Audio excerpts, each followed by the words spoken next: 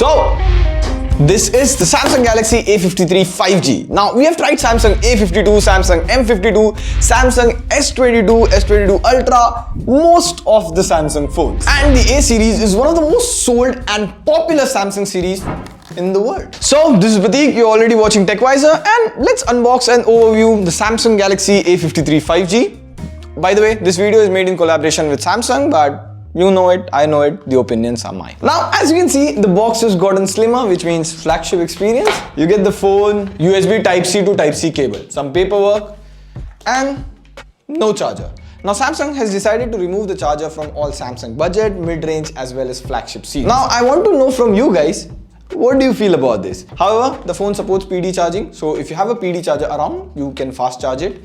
And here's the interesting part. You get USB Type-C port, speaker at the bottom, and you get a hybrid SIM card slot. So one SIM plus one SD card or two SIM card.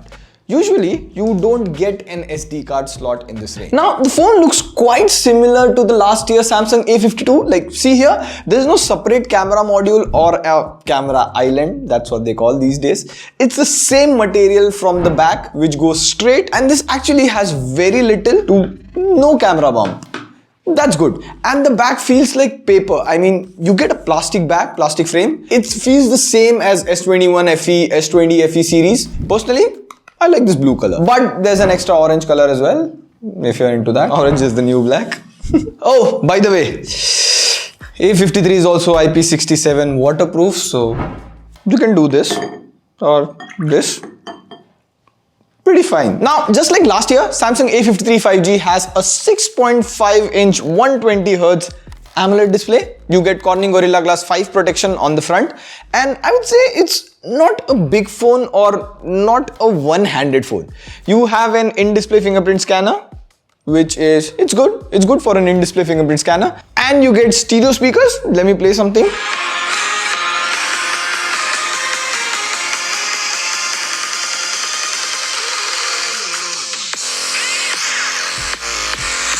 I noticed that the bottom speaker is a bit more louder, but overall the speakers are loud and they have really good clarity.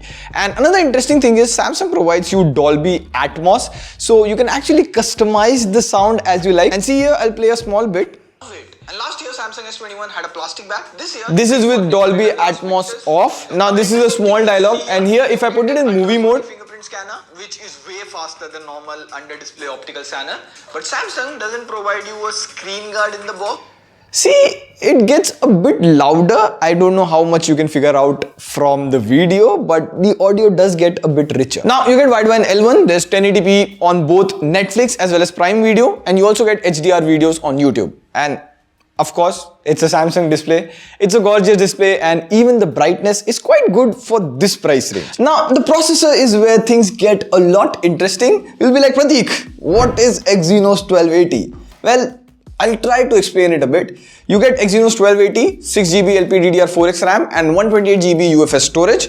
Now, the thing is, the chip performed really well in the CPU throttling test. As you can see, it's about 83%. Then I ran it again and it got 86%. But the score was a little bit low. But the chip runs really cool because it's a 5nm chip. The lesser the nanometer, the less heat it generates, generally. Now in AnTuTu, it scored 4,17,905, which is less for a phone in this price range. But if you look at the GPU score, it's 1,24,000. So the GPU on Exynos 1280 is similar to what you get in Snapdragon 778G or Dimensity 920. But the CPU is less powerful. But here, have a look. I took a picture and this is an HDR photo. See? The image is instantly processed. Like this happens with their S22 flagship series, like the one I'm using. So in parts, this processor really performs good. Even the app switching, multitasking, browsing in first impressions is good. It will take a bit of time to use it as a daily device, understand in real life and give you a review. And for gaming, interesting thing. I checked BGMI and it runs at 30 FPS. And even COD works only at medium graphics max. Now, since the processor is new, there has to be one update for the games as well, and this performance will be cleared once that big update comes. We'll be tracking that for sure. Now, camera is where generally Samsung really excels. Like, I've been using the Samsung Galaxy S22 and I love the work Samsung is doing this year on cameras. So with the Galaxy A53, you get a 64 megapixel main sensor with OIS. Now, generally, I really like the HDR processing of Samsung. Like here in this photo, you can see the sky is clearly visible. Even Manu's face is really visible. And I took some photos of flowers because it's summer and flowers look really good. Like, it takes a bit of saturated photos, a bit boosted, but not bad. I really like the sharpness and everything on the photos. And sometimes, like if you see Manu's photo over here, the HDR is really good. But if you zoom in, you can see a bit of digital sharpening on Manu's face. So there is a bit of sharpening and noise in the shadows. But overall, I liked the colors and the skin tone in the photos. You also get a 12 megapixel ultra wide angle camera, and this is a good ultra wide angle camera. The sharpness is good, even the colors and HDR is good on the lens.